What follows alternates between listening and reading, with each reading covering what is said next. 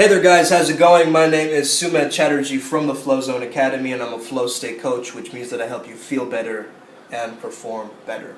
Today I want to speak to you guys about emotional regulation. Now this is a big problem in men and in women, okay? There's a lack of polarity in both genders, and it's very, very confusing. We're at a confusing time now because there's a lot of oversensitive men.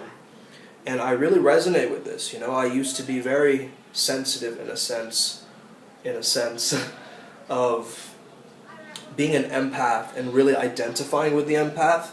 But you got to understand, guys, that once you learn principles that really change your way of being, it really starts to take a better hold of you. And with new knowledge comes new insights. Okay? A lot of women are unable to regulate or process their emotions, and they shut down their emotions. They're not able to express themselves and their real needs and their authenticity because they feel that they're being too harsh, where they should be softer as women, okay?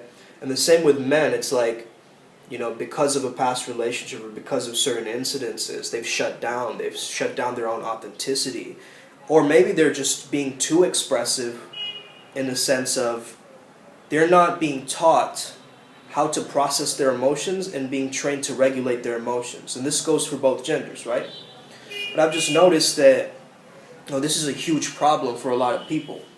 And I can speak from personal experience. I remember once I was in the airport and I was crying. I got into an argument with my ex, and she saw me crying, and when I expected warmth and comfort, what she gave me was like I shat my pants or something. That was the reaction.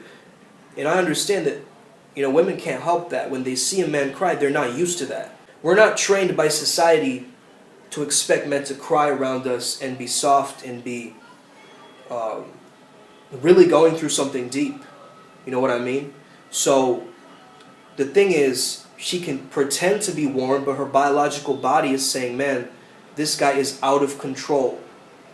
He's out of control. He doesn't have a handle on his emotions, right? And the same for, let's say, women who are being out of control. Men are responding to that archetype of the crazy woman or the hysterical woman, and then they're going, man, she's crazy, right?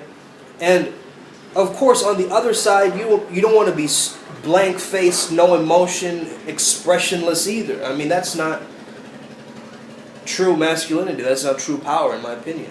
Real men are real, full stop. Real women are real, full stop. Instead of this masculinity and fake-inity, as I call it, we need to really get to the core divine masculine, core divine feminine within each of us and integrate and be a savage and a saint, be a warrior and a monk, be able to integrate both our feminine sides and our masculine sides. There's a lot of wounding growing up for a lot of people, And the major reason that we get wounded is based on our archetypes of what male and female energy looks like in life. So if you had maybe a distant father and a more tougher mother, or maybe you had a very soft-spoken mother and a loud father, maybe your parents argued, whatever it is, of course I'm giving a parent example, but it could easily be for your friends and comrades and people that you saw on television and being trained by the Disney narrative, and all this stuff that just piles up in the brain. And then we start using terms like wife and husband and girlfriend, boyfriend, and, he's just a friend. It's like these are only terms determined by somebody, but determined by culture. And you are allowed to create your own relationship framework. This is what I tell a lot of my clients, okay? For the fact is, you've been leading relationships according to a framework that was not decided by you. It was decided by society. It was decided by some kind of external structure that is separate from you. And maybe that's not what you want. Maybe that's not the type of way that you imagine your life. I see people here in India, they're forced into marriages still. You're getting a certain age, and that makes sense. Okay, your eggs are going to run out or whatever, right? Logically, it kind of makes sense, but at the same time, if it's being forced upon you, coerced upon you, You're going to spend your life with somebody that you have no intention of doing, but because to appease your family, because it's such a culture of reputation, you've got to uphold that reputation. You've got to be different from how you actually are. And this leads people in relationships walking around on eggshells with their partners. It leads people in relationships to be diluted or muted reflections of themselves and not really themselves. It's like the insecurities of relationships really come out. You know, you see it all the time. Like, let's say you're a man in a relationship, right? And you have your woman with you, and your woman actually, you know, starts to cover your eyes when you start looking at other women. Now, you biologically, you can't help that, right? You see attractive women, your body is gonna react to that. But her, because of her insecurity, you know, and whenever you go to the theater, she's covering your eyes on all the, you know, the naughty scenes, you could say.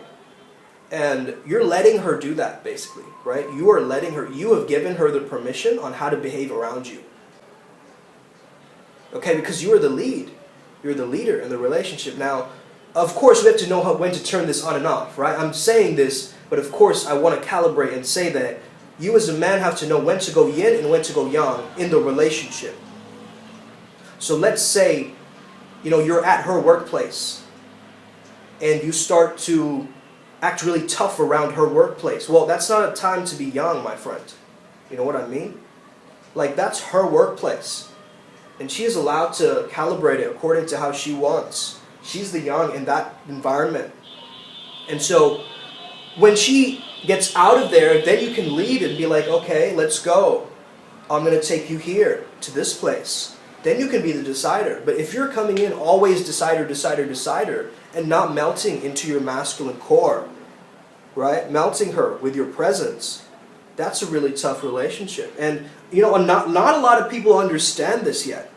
Like, this is information that people are still not accustomed to. If only you get into very, very deep personal growth work, you know, maybe you have some kind of a neo-therapist or some kind of, you know, idea from some podcast. Maybe you listened to Jay Shetty once or something like that, and you were like, oh, I have such a big idea about this. I know exactly what he's talking about. But really, you haven't lived through that experience. You see, all of these things are lived experiences. Okay? And that comes through your emotions. So maybe you have this barrel of emotions inside of you that you haven't processed yet. That's what makes it come out in unhealthy ways. So what you got to do is you got to track your emotions. You got to understand, like, okay, I'm feeling anger right now, but that's for a reason. That's a signal from my body telling me that I feel powerless and choiceless in this situation, and so anger's coming out. But once you can bring gratitude through, like I tell people, like, if someone is yelling at you, to try and hug them, like that creates oxytocin and that melts the anger down a little bit. Now, of course, this is different to where we have abusive relationships and people actually hitting each other, right? That's really different as well, because it's like you go to hug them and maybe they smack you or something. That's dangerous, right? So I do not believe in that. I do not believe you need to raise your hand in any situation to anybody, you know. It's not necessary. It's not called for. And of course, in the bedroom or whatever, you know, a little bit of roughhousing is okay. But still, it's like you got to understand, okay? You got to understand that your emotions are energy in motion, and emotion can get stuck in the myofascial tissues in the body, okay? So you could have anxiety around your neck and not even know it. You could have stress in your head that's trapped there for maybe 2 years and you don't even know it until you had an energetic release of that emotion, that energy being released, right? How do we do that? Well, this is why movement practice becomes so evident and trauma release therapy and practice gets so evident, because then you start actually exploring these concepts and you start taking care of your emotional body. You have your physical body, your energetic body, you have your emotional body. And if you notice that your emotions, if they're trapped in one spot, you're going to feel tension in that one spot. Like straight up, I've noticed this. And this is from an experience, right? This is not from any scientific study that I've learned. This is just from my own experience and from other people's experiences as well. Like, there is a mind-body connection there. And, you know, really start exploring these issues when it comes down to relationships, you know? Like, as a man, maybe you feel like crying a lot and expressing yourself a lot and you feel very sensitive. Maybe you had a lack of a father figure or a role model growing up. And I see probably a lot of people watching this video, they're affected by this video because they understand. Okay, I've been through this myself, guys. Like, I'm not just talking from a lack of experience, you know? Like, have been through depression, anxiety, panic attacks.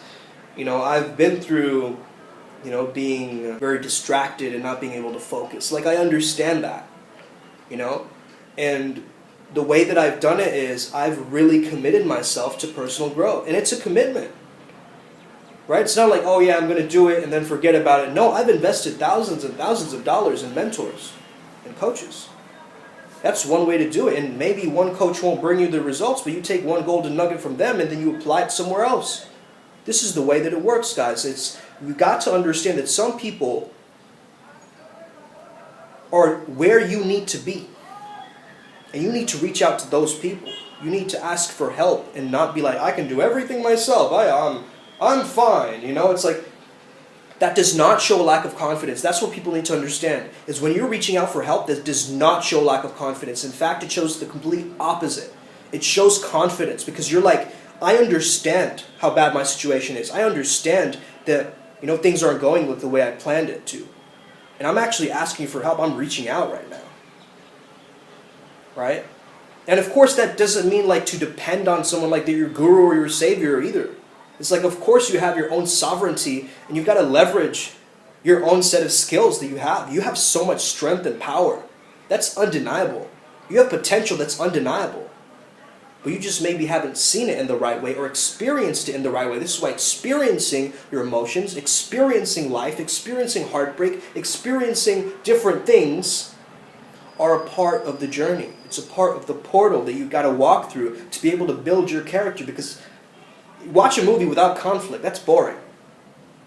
Okay, the drama is a part of it. Okay? So enjoy yourself. I hope you have an incredible day. I hope this video resonated with you. Gave you some life today. Have an amazing day. May the flow be with you and stay legendary. Hit that subscribe button if you can, and let me know if you want to work with me. Peace.